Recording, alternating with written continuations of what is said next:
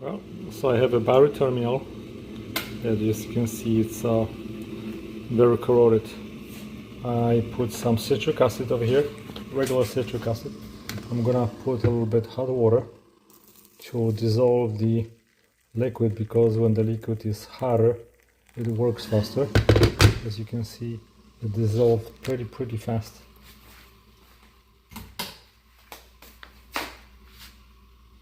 Okay, now I'm gonna dump this here and we'll see what happens, and it should dissolve the corrosion.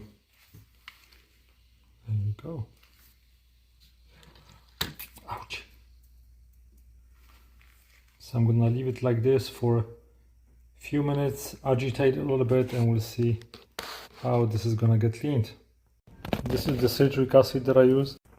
Okay, just gonna grab it, agitate it a little bit.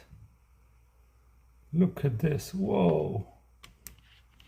It's not even a minute and all the corrosion is gone.